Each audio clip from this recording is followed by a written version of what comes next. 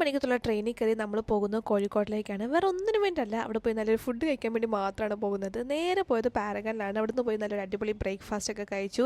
അത് കഴിഞ്ഞിട്ട് പോയത് കുറ്റിച്ചിറ പള്ളി കാണാൻ വേണ്ടിയിട്ടാണ്. അത് കഴിഞ്ഞ് നമ്മൾ നേരെ പഴശ്ശിരാജ മ്യൂസിയം ഒക്കെ കണ്ടു. അവിടുന്ന് കുറേ നേരം ടൈമൊക്കെ സ്പെൻഡ് ചെയ്തിട്ട് അതിൻ്റെ തൊട്ടടുത്തുള്ള ബട്ടർഫ്ലൈ ഗാർഡൻ ഉണ്ട്. കുട്ടികൾക്കൊക്കെ വരുവാണെങ്കിൽ കുറച്ചൊരു എൻ്റർടൈൻമെൻ്റ് ഒക്കെ ആയിരിക്കും. അത് കഴിഞ്ഞിട്ട് നമ്മളൊരു ഫ്രണ്ട് വന്നത് നേരെ പോയത് ചായയിലേക്കാണ്.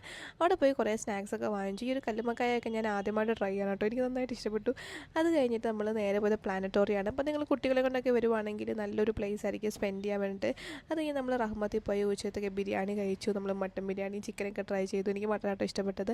പിന്നെ പോയത് ഈ ഒരു ഗുദാമിലേക്കാണ്. നിങ്ങൾ ഇതുവരെ ഗുദാമിൽ പോയിട്ടില്ലെങ്കിൽ മസ്റ്റ് വിസിറ്റ് ആണ് കേട്ടോ. ഇവിടെ അടിപൊളി ആംബിയൻസ് ആണ്, ഫുഡും എല്ലാം കൊണ്ട് എനിക്ക് ഏറ്റവും കൂടുതൽ ഇഷ്ടപ്പെട്ടത് ഈ ഒരു ഗുദാമായിരുന്നു. പിന്നെ നമ്മൾ നേരെ പോയത് ബീച്ചിലേക്കാണ്. കോഴിക്കോട് വന്ന ബീച്ചാണ് നമുക്ക് ഏറ്റവും കൂടുതൽ മിസ് ചെയ്യാൻ പറ്റാത്തത്. ബീച്ചിൽ പോയി ഫുഡൊക്കെ കഴിച്ച് നമ്മൾ SM സ്ട്രീറ്റിൽ പോയി. പിന്നെ വൈകുന്നേരം ബർത്ത് ബേസിക്കറി വീട്ടിലെത്തി.